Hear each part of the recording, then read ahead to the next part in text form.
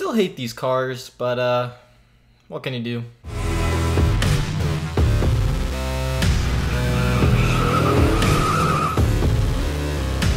How's it going, guys? RealRadman here, back at it again with another video. We have to review the Michigan race from today. So let's talk about it. We have a lot to talk about, the bad, the good, and I'll give you like from now on in my race reviews, I'll give you like a letter grade, what I thought the race was overall. So we'll have that at the end. But yeah, let's get right to it. So stage one. A few moments later. You could have taken a nap, honestly. There's nothing really to talk about. Brad Keselowski won the stage. Anything else? Nope, not really. I hate these cars, man. Stage two. Well, they were going pretty fast. The cars were going like 215 miles per hour entering the corners. The crowd was pretty good. Arsenal won on Friday, Arsenal won Friday. So, I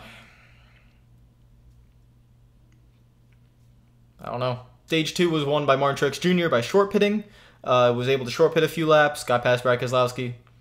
And,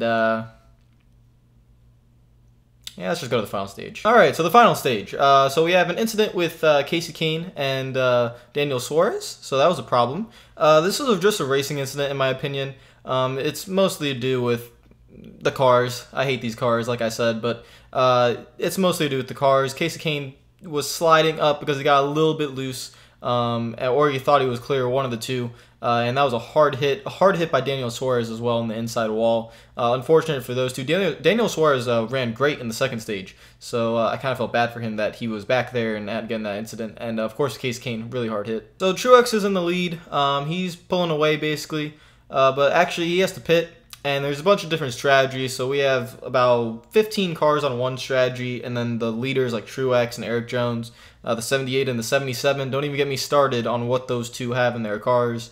It's starting to get pretty annoying with the Toyotas, but it is what it is. Some cars stay out while Truex decides to pit under green, and some cars can go a little bit further on fuel. They're trying to pit with like 10 to go so they could just splash it off and, you know, save some time on pit road. But a caution comes out with about 13 to go, so that changes things. But Truex, Eric Jones, Matt Kenseth, and Chase Elliott, they're on the lead lap. They were able to get themselves back on the lead lap and not get trapped a lap down by the guys who stayed out, like Kyle Busch and Kyle Larson. And they just stay out. They're on old tires, so they're on about 30 lap older tires, while Kyle Larson, Kyle Busch, they get fresh tires. So you have Truex, Eric Jones on first and second, Matt Kenseth third, Chase Elliott fourth, and then basically fifth and sixth you have the fresh tires. You have I think it was in fifth you had Trevor Bayne, and he took right sides or something like that, or no tires, one of the two. And sixth was Kyle Busch. So we go through the restart, nothing really happens there. Kyle Larson makes up some ground. Kyle Larson goes from like 7th, and he passes Chase Elliott right at the time the caution comes out. So the caution was coming out with about 4 to go after this wreck with Michael McDowell, and that sucks for him. But the caution comes out, and while this was happening down the backstretch, Kyle Larson was in the middle of passing Chase Elliott, and that was huge. Because if Kyle Larson weren't able to pass Chase Elliott at that moment, you know, the span of a few seconds, he wouldn't be able to restart fourth on the outside for the final restart. So we go to the final restart. We're expecting Truex and Eric Jones to fight it out pretty cleanly, to be honest. I didn't think Truex was going to lose this race. But then Kyle Larson gets a restart from out of nowhere. This is the greatest restart of his life, by far. Puts it 3 wide with Truex and Eric Jones, not on the top, but through the middle. And I guarantee Truex wasn't thinking that. Almost wrecks by coming down on Eric Jones and Matt Kenseth. Somehow gets away with it. But Kyle Larson then drives away and pulls out for the win. That's one of the greatest restarts I've ever seen, to be honest. The kid's amazing. The kid's fantastic. I've said this over and over for the last couple of weeks. Even though the last couple of weeks he's been pretty bad, to be honest. But that was just like a slump a little bit. This kid is so good. He's just absolutely fantastic. There's no... I mean, what else do you gotta say? He goes, runs dirt, finishes second in the Knoxville Nationals, then you go win the Cup race the next day. Kid's amazing. So here are the results. I'll show that right there. You could see the top 10. Matt Kenseth, as I said, he was restarting third, I think it was.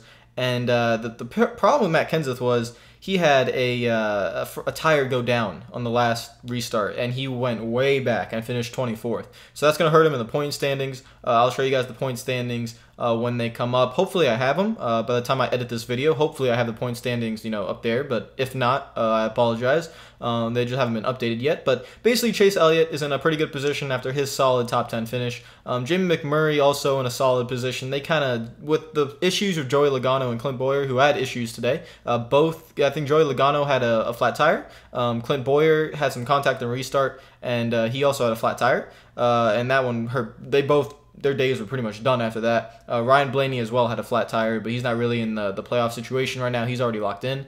So Joey Logano, Clint Bowyer, it looks pretty much like they're in must-win situations. If Eric Jones would have won today, that would have been huge because Eric Jones would have then jumped over all the other guys, and that would have really mixed up the playoffs. But that didn't happen. Kyle Larson wins it. He gains a little bit more playoff points. So yeah, that's the race results. And let's talk about something real quick. So in my last Michigan review, I actually talked about this. I talked about how the cars are complete ass. I hate them. I think a lot of people hate them. And, they look great. The 2018 Camaro looks great, looks fantastic. But these are the worst race cars I think we've ever had in this sport, in the history of the sport. I can't think of a worse race car. These things are awful. You can't pass. You can't run side by side. If you go I feel like Michigan is like the perfect track to show all the problems. Because it's very high speed. You're going through the corners at 180 miles per hour, so the aerodynamics and the dirty air is just enhanced a lot more. Kind of like Indianapolis, the dirty air is enhanced. But this track shows off all the flaws. I was watching the onboard of the 24 of Chase Elliott early in the race when he was running behind Joey Logano. Also when Kevin Harvick got behind Brad Keselowski early in the race. And I've noticed this for the last couple of years now. You notice it mostly at restrictor plate racing. So if you know restrictor plate racing, guys, just bear with me. This is going to be kind of a long discussion here that we're going to have. I want you guys to comment down below as well. But if you guys know restrictor plate racing, the leader can kind of just maneuver. Two cars back here, inside, outside, and the leader blocks each lane and stalls out the momentum. That's kind of what I'm talking about here. Not as much of a level, but it shows here at these high-speed tracks. So the leader can block that line, blocks the momentum. The momentum of that line, it checks up because apparently there's a bubble of air behind the car. So we have the car here, and right in this area, about, let's say, 50 feet of this area, there's some sort of bubble that is it's a pocket of air that is coming off the rear of the car, and it's something weird. I don't know I can't explain it. I don't know, much about how aerodynamics. I mean, I know a little bit, but I'm not like a scientist. I'm not like a person. I'm not like a guru in engineering. I don't know that stuff, but there's something in this area where it was not like this in the Gen 4 cars, even the COT, it wasn't like this. It started, I think around 2013. When the new Gen cars, the Gen 6 cars came out, I think that was 2013. I think I might be wrong there, but whenever those cars came out, something isn't right. There's a bubble of air here. And if you guys know drafting, right? So drafting, you usually, like, let's say F1 or any form of sport, you get behind in the slipstream on a straightaway. I'm not even talking about corners right now. I'm just talking about on a straightaway. And, this car behind is able to suck up to the car in front. In F1, it works like that, even though they're kings for dirty air, but they are able to suck up to the car in front, even without DRS, they can still do it. But in NASCAR, I watched lap after lap Kevin Harvick and Chase Elliott, especially Chase Elliott, when he would get right behind Joey Logano. I'm talking like, right there, right on the bumper. Gets a great run coming off the corner. He's carrying more speed from the middle off. He gets behind him on the straightaway, and within a second, Logano just pulls away. And it doesn't even make any sense. There's no horsepower advantage there. Chase Elliott got the better run coming out of the corner. And this happens with all the cars. But there's a bubble of air that literally pushes the car behind away from the car in front, so you can't race them. It's literally the opposite effect of what we want. We want the car behind to gain time on the car in front. And for some reason with this car, it pushes it away. Just think about the restrictor plate racing, how the leader is able to maneuver and block the momentum. It's the same exact thing. There's this just pocket of air there that pushes the car away. So now Chase Elliott, who worked very hard to get, right on that bumper coming out of turn 4, is now a 10th or a car length behind Joey Logano entering turn 1. No wonder why we can't pass. That's just one issue. I can talk about the side force issues. I could talk about the downforce issues. But there's one thing I want to state here, especially you guys obviously know this, and I feel like we all know this, but for some reason we can't talk about it. Well, we can. The drivers can't, because Brian France has them under like a little string by their heads, and like, if you say anything bad about this car, we will fine you, and it will fine you a lot of money. So yeah, don't say anything bad about the cars. But I can say something bad about the cars. You guys can say something bad about the cars. We all know the cars are not fun. They're not fun to drive. They're not fun to race with. Even the drivers, Brad Keselowski came out a couple weeks ago out of frustration too, but he's right how the drivers have to fight so hard, just to pass someone. And I just want to state that it's not downforce. So what do I mean by this? It's not downforce. We've adjusted, as a sport, we've adjusted the downforce. We've taken downforce away, taken downforce away, taken downforce away. And, the teams will always find it back. But these cars have less downforce than, let's say, like 3 years ago. They have less downforce. Yet the racing is still completely awful. So even if we took the splitter away, which would be a good move, hashtag Team Valence. Yeah, we know we want the Valence back, but that won't fix it either. That doesn't fix this little pocket of air. It's something in the sides, the side skirts. It's something with the fenders, the flared out fenders. It's something with the back of the car. I'll show a picture here of like a car, the Gen 4 car. You see how high the back of the car is? There's a lot more air coming underneath. I'm not really like I'm not like an engineer, like a physics guru. I don't really know how all this stuff works, but if you look at how high the car is in the back, and then you look at these cars and how low they are in the back and how much less air is coming out of the back of the car, there is just something wrong. There is something completely wrong where the logistical definition of drafting is a lie. Because what I learned as a kid, and what I see now, what we saw back in 2005 and what we see now, drafting is a complete lie. If you get behind another car, you're not gaining speed. You have to get to the side of the car. It's all side drafting now. We've completely changed what it is. There's no such thing as a slipstream. I can't get behind another car and gain speed anymore because there's just this stupid bubble of air that pushes me away. I'm trying to be as calm as possible with it, but this is such a big problem. I can't watch that race and be happy with it. Before the Kyle Larson restart, I was like, this race is awful, man. Like it's dog shit. It's complete dog shit, and it's just annoying. We have to fix it. We gotta fix it as soon as possible. I know next year we won't have a new car. We'll probably deal with this again. But somewhere down the road, please, Brian France, Steve O'Donnell, please, for the love of God, just realize the issue is not with downforce. You can take as much downforce away as you want. You can add downforce back if you want. It won't make a difference when it comes to this dirty air problem, or this drafting problem, or this racing side-by-side problem. It has all to do with the body. It's all the aerodynamics of the car, the way the car interacts with the air. Go to the wind tunnel, try to figure something out. I'm begging. All fans are begging, because this race is not fun to watch. The restart was great, and I want to reiterate, the stage racing, the changes, the playoffs, that's great. The playoffs where it rewards regular season points now, fantastic idea. That's great. The stage racing, that's great.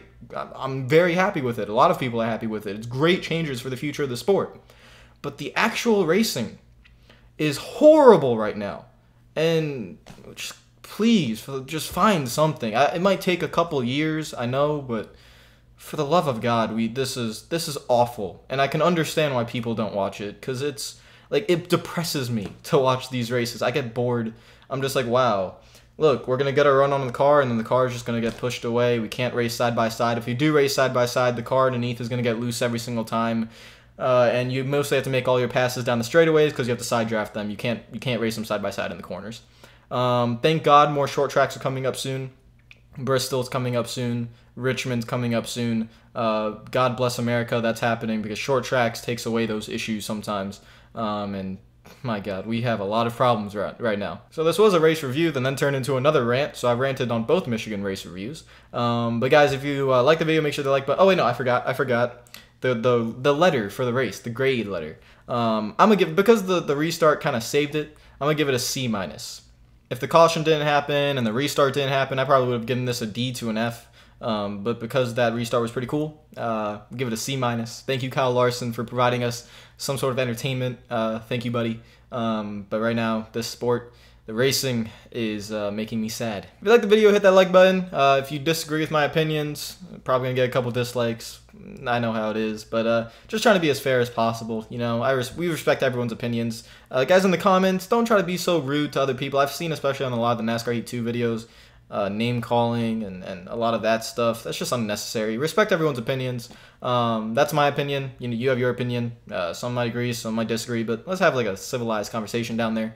And yeah, so hopefully you guys enjoyed the video. If you're new to the channel, make sure you subscribe, and I'll see you guys later. Hope you're having a great day. And I don't know what the next race is, to be honest. Don't we have an off week? I'm pretty sure. Yeah, we have a. No, we have one more race. I think it's at Pocono. Yeah, I think we go to Pocono next, and then we have an off week, and then we go to Bristol. I think. I'm not sure about that. I'll see you guys later. Hope you're having a fantastic day. Arsenal. Peace out.